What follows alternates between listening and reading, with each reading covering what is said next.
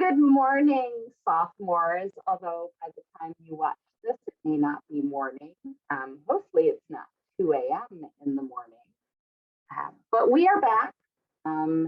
If you don't remember us from OCS 101, I'm Marn. I'm the director. Here I'm going to have you say hi again. Hi, I'm Sam Turner. I am the program coordinator here at the CGE. Hi, everyone. I am Carrie Strader. I am the Associate Director of Off-Campus Study. So we're back here today to talk about the things we think you should be thinking about as you're planning your OCS time, and also a little bit of next steps. Next slide, Carrie. So one of the things we would like you to think about is your GPA. And when we're talking about GPA, we're talking about your cumulative GPA. Right now, for you, this will be the GPA after the end of your first year. And as you're looking at programs, we know that you're going to have this fall's GPA before you apply to Penn. So that will go into your cumulative GPA. But we want to talk about roughly some of the requirements. So each program has their own requirements, and those vary all over the board. Some have, like Oxford has a 3.8 or 3.9, sometimes a 3.7, depending on what school. The programs at Arcadia have sort of a recommended GPA, but also a minimum for consideration. So you want to look at those. Kenyon has a 2.5 minimum. So you need to have a 2.5 cumulative GPA. If you have a lower GPA than that, but you're still really interested in going abroad or going off campus, come chat with us, because we know that oftentimes first year GPAs are not always representative of the work you can do. Most of our approved programs require more or less around a 3.0, so you're going to want to think about that. And the more selective the university or program is, the less wiggle room there is in the GPA. So that's also something you want to think about in terms of your GPA and academic trajectory. Another thing to think about is the language requirement. And this is the part, this is like really formal language because it's in the student course catalog. But we do have a language requirement. If you're participating on an OCS program in a country where the official language is not English, you have to take a language course while you are there. That course has to be the primary language of the country or one that's prominently spoken in the locale of the OCS program. So if you have questions about that, you can ask us. A lot of times we get questions of, well, I'm going to Argentina and I'm taking literature at the university and I'm taking econ and I'm taking psych. That counts because you're taking those classes in Spanish. So you have met that requirement. If you've decided to go somewhere where we teach the language here at Kenyon and you have not studied the language while you're here, you're really going to need to articulate to us why all of a sudden you've decided that this program or this is what you really want to do and why you didn't take the language. If this is something, we see this a lot actually with Italy.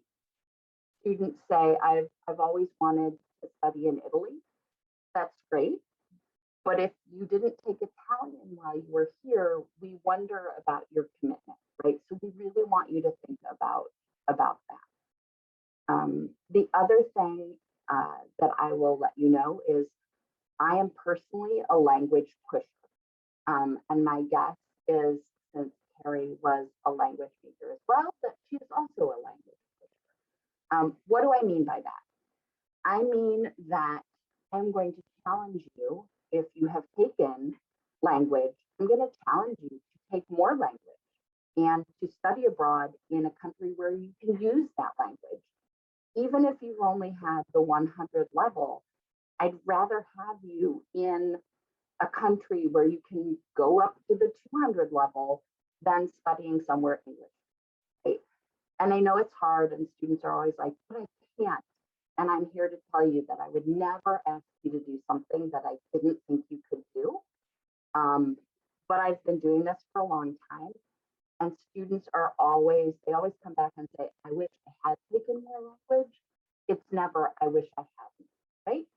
So that's just some things to think about in terms of language. So maybe one of your goals for studying abroad is to grow in the language that you've studied and to become fluent, which, you know, there's lots of definitions of what that means, right? But to be able to walk around that place to have conversations, maybe that is one of your goals, but there's lots of different goals that you should think about when you're planning your OCS experience. And these goals should be something that's measurable. We talked about SMART goals. This shouldn't be, you know, something super high level and vague. I think it's really useful to think about some really specific goals. Maybe they're professional goals, academic goals, personal goals. They can kind of span all of those areas to think about what you want to get out of this experience, you know, 5 years from now when you're looking back on it. And so looking at programs through that lens is really useful. Thinking about how that program can help you meet those goals. The environment of the program, there's lots of different styles. You might be in a direct enroll in a university where you're taking classes with local students. Maybe that's in English, maybe that's in the local language. There's other programs where you're out in the field doing field work. There's other programs where you're taking classes with local professors, but your classmates are other American students or students, you know, from the United States. So there can be all of these different models. Kind of thinking about the environment that will help get you to those goals is really useful. And more so than thinking about where you want to study and say, okay, I'm a French major, I definitely want to study in Paris. What program is going to get you there? So thinking specifically about the academics, the curricular offerings, the extracurricular offerings, the housing, all of these different things that make a program what it is. What about that specific program is going to get you to where you want to go? Because that is actually going to be a big piece of your application, is making that argument for the program that you've selected and really doing research about it and thinking about why it's the best program for you, not just the best city or the best country.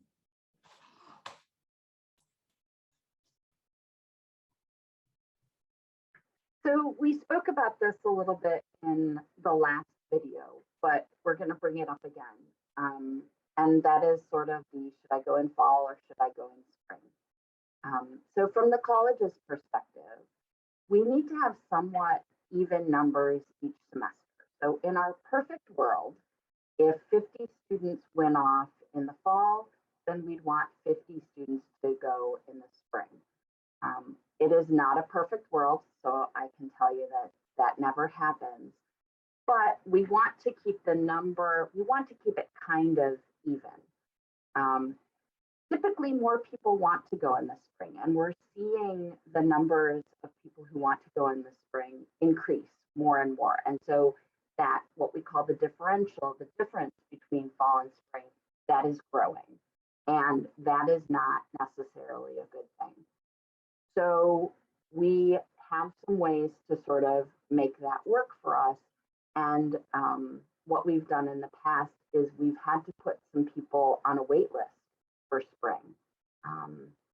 So it could mean that if you are committed to spring and you don't have an actual need to go to spring, but it's more of a desire, then we may have to put you on a wait list, and it is possible that you might not be able to participate on OCS. The challenge, honestly, for me with this, in talking to you about this, is that I actually don't know what those numbers are going to look like until we see how many applications we have, right? So what I want you to be thinking about is, do I need to go in a particular semester, or is it a want that I go in a particular semester?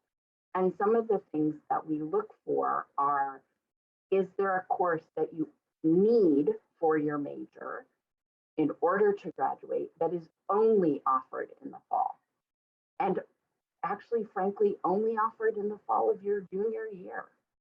I know it's tough for us to be asking this of you, but it is one of the things that we think about. Also, if you are a fall varsity athlete, that is something we also take into consideration. The academic piece comes first, but then your commitment to varsity sports. And it is just varsity sports. It's not club sports or anything else like that. So if you have questions about it, come talk to us. I actually, apart from the whole numbers thing, I actually think going in the fall is a really good thing. It means that you can come back for your spring of your junior year and really start thinking about what you're going to do your senior year for your comprehensive exercise and sort of getting plans in place, right? It gives you an extra semester of buffer. You also are not going to be facing the hordes of tourists. Most people like to travel in the spring. And I know, we talk about Paris in the springtime. Paris is also beautiful in October. So that's also something else to think about. Again, if you have questions, come chat with us. And I see Carrie's unmiked herself, so perhaps she's going to say something about Paris in October. Yes. I studied in Paris in the spring, actually. Partially that was because I was a varsity fall athlete. I will say, as someone who has, my kind of main focus has been Western Europe, the weather is better in the fall semester in most of Europe. Spring tends to be pretty cold, pretty gray, pretty rainy up until mid-April. And then, you kind of get really, the summer doesn't get into full swing until like June, July, August. So I think people think, oh, spring, it'll be nice and warm and sunny. In a lot of, especially if you're talking like the northern part of Western Europe, that's usually not the case. And the fall can be really, really lovely. And you get a little first taste of winter and nice twinkle lights and things like that at the end of the fall semester too. So just a little plug for that. The other thing that I'd like you to think about in terms of going in the fall is, particularly if you're going somewhere where you will need a visa, it will be easier for you to obtain that visa, figure out all of the steps. If you're applying for the visa in the summer rather than trying to apply in the fall. There's just more time for you to do that. So that's another thing. I think we've sort of like bludgeoned this, so we will move on. Great. So one thing that we definitely want you to consider is health. So healthcare is something that is very cultural, whether that is kind of your physical health or your mental health. All different countries and cultures have different approaches to this topic, whether it's how the healthcare system is set up, the infrastructure of the healthcare system, cultural attitudes towards mental health care, even the types of medications or the amount of medication that you can get for mental health care. These are things that are actually very different across the world. So this is something we want you to consider when you're choosing a program, choosing a location, is we want you to be able to succeed in that location and get the support that you need. And so the goal is for you to have a successful experience. And we want you to kind of think about and anticipate those health needs that you might have depending on your own specific situation, mentally or physically. So there are programs for you. We're not saying that this, blocks out all of these different programs. We will help you find something that's going to be a good fit where you can succeed.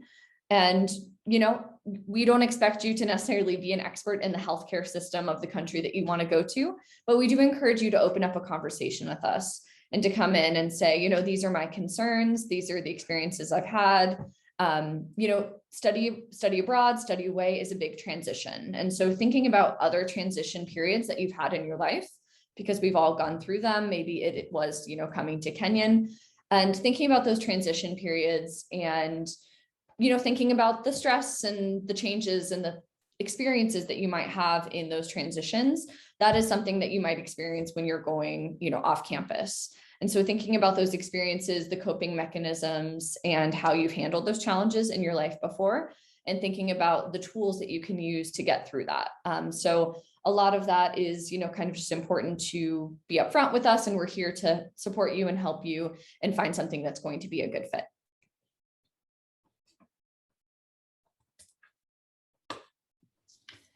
So you're doing your application, you're going through, and you see that you have a departmental approval form. So this is a form that you fill out and you tell us, these are the tentative courses I want to take. But what's most important about this form is that your major advisor or advisors have to actually sign off on this. You need to have a conversation with them about what you want to do. Because as we've said, you may want to go to a particular place, but we're going to ask you why. What is your academic reason? How is this going to help your academic career at Kenyon? And so you need to talk with your academic advisor about, how is this going to affect my major and my senior comps, as Martin brought up.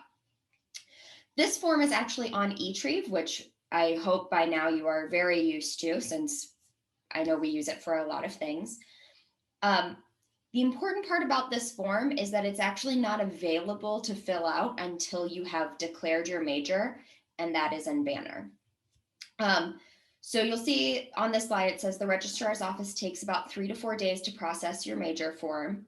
You need to plan accordingly.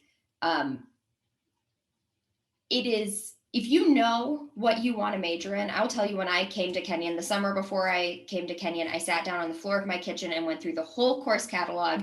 And I was going to be a drama major and a music major and a classics minor. And I will tell you, I did not graduate with all of those different things, but I did know I was going to be a drama major.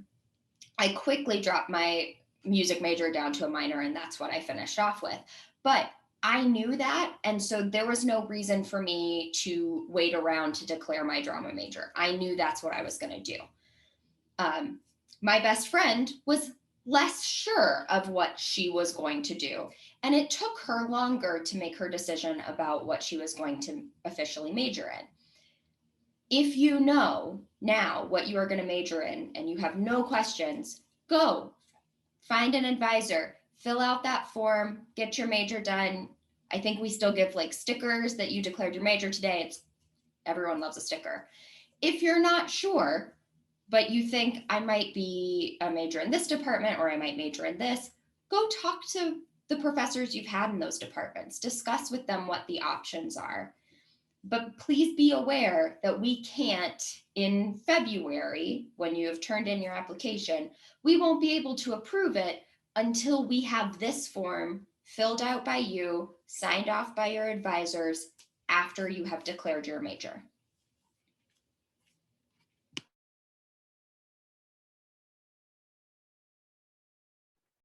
Sam, I was one of those people that it took me forever to declare my major. And I will say that during my senior year, I was like, oh, I could be an anthropology major.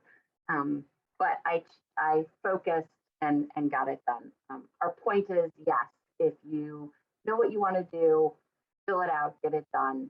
If you don't, there is going to come a point where we say, hey, you need to start, you need to do this. So I think sort of one of the last considerations that we want you to think about is your disciplinary history. So the rule of the college is that if you are on probation this semester, you're planning to be on OCS, you can't go on OCS, right? We won't let you go if you're on probation. If you're on probation now, that's not great, but you'll be off by the time you're actually going to go on OCS. That's fine. Providers do ask us about your disciplinary history, so you need to know that we are going to have to give that to them. What we give depends on the questions they ask. And if you have concerns, please talk to us. So one of the best things for us is to know you. The good, the not so great, the stuff you struggle with, the stuff you love. That helps us get you into a program and makes it easier to advise you, right? We can't get inside your head and say, oh, this would be the best program for this person, until we know sort of all of the things. Just so you know, I wave my hands a lot. When you come talk to me, you'll see that in person. But also, just really, we do need to know, right? We don't hold it against you. It just helps us advise you.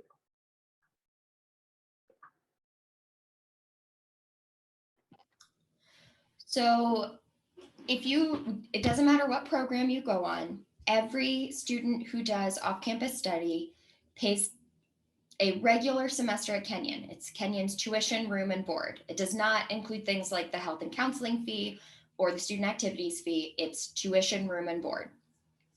So across the board, everyone paying is charged the same thing. You do need to budget for other estimated program expenses. So these are things like it's either what you need to get into country or while you are in country. So there are things like your airfare, if the country has a residence fee or visa costs. It could be meals if your program is not fully catered. Financial aid does travel, and sometimes we'll cover some of these other estimated expenses, but you should come talk to us. You should make an appointment with me, and I will go through with you what the finances look like for you specifically.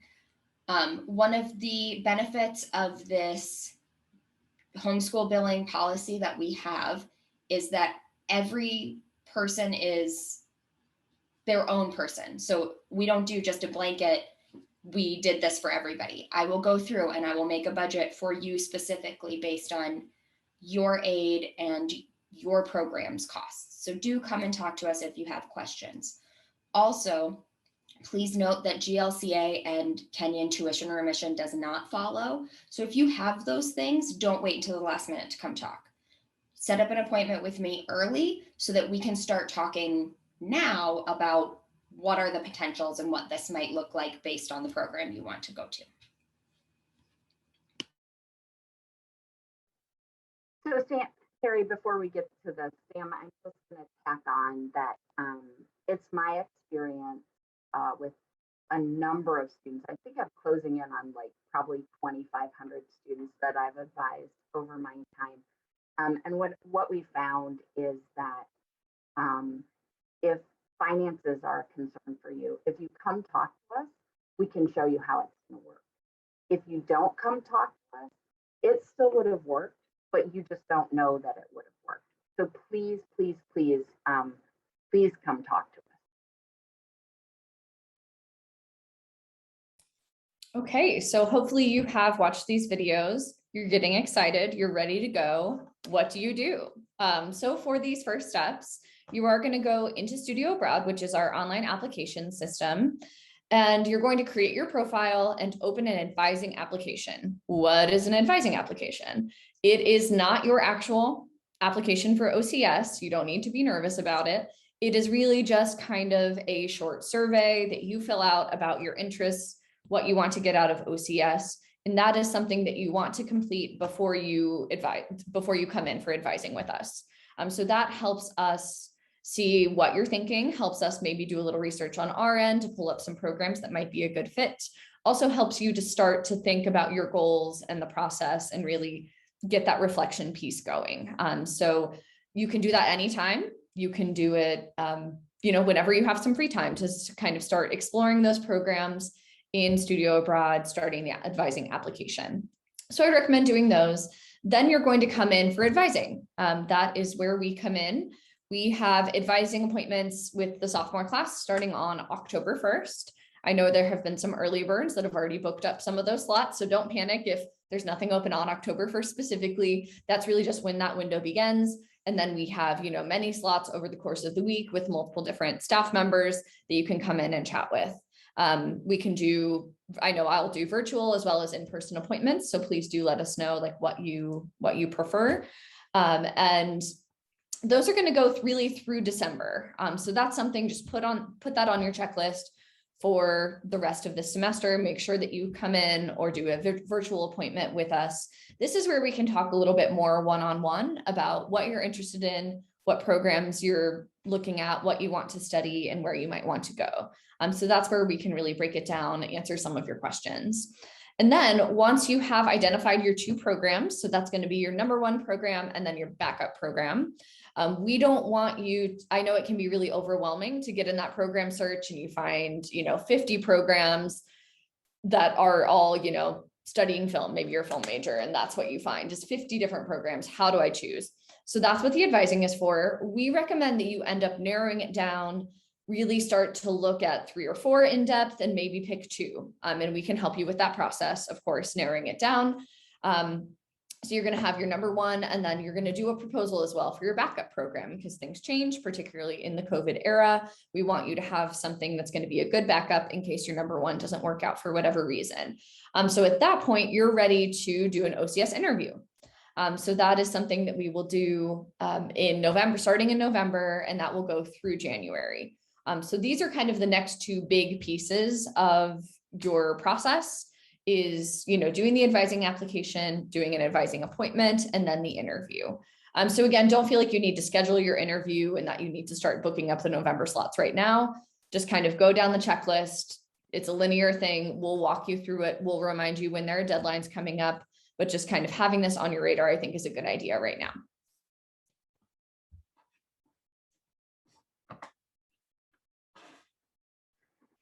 So this is kind of part of your next steps, but more so I just want you to start thinking about it. We have deadlines in our office, and I know that a lot of times at Kenyon, you have deadlines, but you can turn things in late, or you can work around things. That's not so much with this process. Like, we need to advising, yes, we've got a long span. But interviews are going to have a deadline date because we have to start the next step in the process. And the application, Kenyon, is going to have a deadline date. Your program is going to have a deadline date. And those deadlines are really, really firm. You can't miss them, because if you do, then you'll miss out on this process. So we just right now want you to really think about following through on the process. Sometimes as I'm saying this, I'm remembering a question I get all the time, which is, well, what if I'm not sure I want to do OCS? And that's fine, and that's great. My answer to that is, until you actually know for sure that you don't want to do this, go through the process, because you can jump out at any time, but you can't, it's harder to jump in. So this is part of the process, but don't miss the deadline, because I'm nice, but not that nice. All right, next slide. Okay, so again, hopefully we've kind of piqued your interest. You want to learn more. Maybe your family is asking, hey, when are you having those OCS meetings for sophomores? Where can we learn more about the finances of OCS? Where can we learn more about the programs that are available? It's important for you to take ownership in this process. Like I think Marn said in the last video, as much as we would love to hop on the plane with you, we can't go to every single program. So you are the one at the end of the day who is having this experience, who is going to study off campus, who's taking those classes, who's having those wonderful experiences. So we do really encourage you to take ownership in this process and to take the initiative to do some research. So some great places to start. Our website has a wealth of resources and information. There is an OCS checklist. We have information on academic policies. Maybe you're wondering nitty-gritty details like, how do Kenyon credits translate with semester credits that you take abroad, and how does that transfer back? There is information on how the finances work. There's information on health and safety. All of these things are on our website. If you're interested in kind of perusing through programs, this is one of the most fun parts, I think, is just, hey, what if I wanted to study Latin American studies? Where can I go? If I wanted to study sociology in Senegal, what can I do? What programs are out there? So this is kind of a fun tool to go through that program database in Study Abroad. And as we mentioned in last video, you can save them to your profile. So you don't need to worry about going through, really intense parts of the application process. You can just kind of peruse, look at these online brochures, see what piques your interest and what really gets you excited.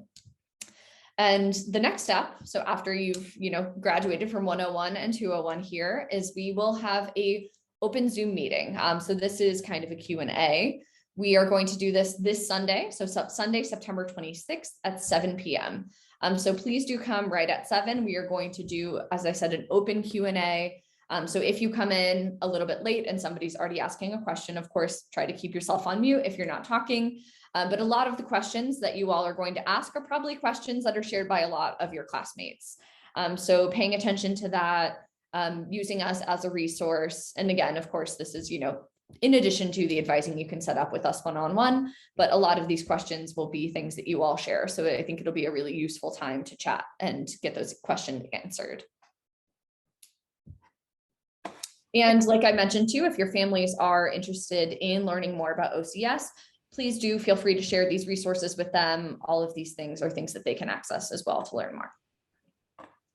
And please keep a watch out on your email. You'll get an email with the Zoom link for Sunday, but this is not our last OCS video course. We will have an OCS 301. So you're getting like really up there in the off-campus study department that will probably come out in November that will talk more about the process, the pieces of your OCS application. So please do, if you see an email from us, I know you get hundreds of emails a week, but if you see one from the CGE, take a moment, make sure you've looked at it, make sure you've watched the videos so that you are as prepared as you can be.